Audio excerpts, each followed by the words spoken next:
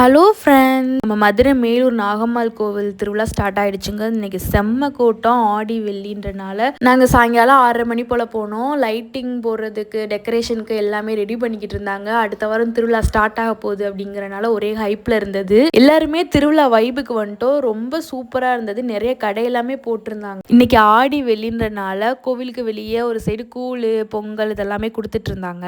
நாங்கள் சாமி பார்க்க போயிட்டோம். கிட்டத்தட்ட ஒரு அரை மணி நேரங்க. பயங்கர கூட்டம். சாமி பார்க்கவே முடியலை. எல்லாரும் மறைச்சு நின்றுட்டு இருந்தாங்க. நம்ம மதுரை மேலூரில் நடக்கிற ரொம்ப பெரிய திருவிழா இந்த நாகம்மாள் கோவில் திருவிழா. இன்னொன்று திரௌபதி அம்மன் கோவிலில் நடக்கிற பூக்குழி திருவிழா. நம்ம மேலூர் நாகம்மாள் கோவில் திருவிழாவில் பால்கொடை எடுப்பாங்க, முளைப்பாரி எடுப்பாங்க, அளவு குத்துவாங்க. இது எல்லாத்துக்குமே காப்பு கட்டி விரதம் இருப்பாங்க. இந்த அம்மன் கோவில் ரொம்ப சக்தி வாய்ந்தது. நம்ம நினைச்சது நேர்மையாக இருந்துச்சுன்னா கண்டிப்பாக நடக்கும் அப்படின்னு சொல்லுவாங்க.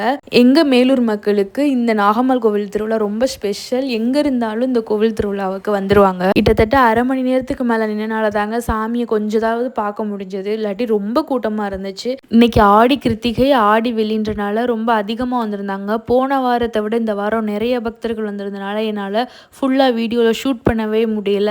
இருந்தாலும் நான் என்னால் முடிஞ்ச அளவு கொஞ்சம் எடுத்திருக்கேன். அதை உங்களுக்கு இந்த காணொலியில் காட்டுறேன். நாங்களும் ரொம்ப தூரம் நின்று தான் சாமியை கும்பிட்டோம். எவ்வளோ தூரத்தில் நின்று கும்பிட்றோன்னு பாருங்க. அந்த அளவுக்கு கூட்டம் இருந்தது. அப்போது அடுத்த வாரம் எந்த அளவுக்கு இருக்குன்னு நினச்சி பாருங்க.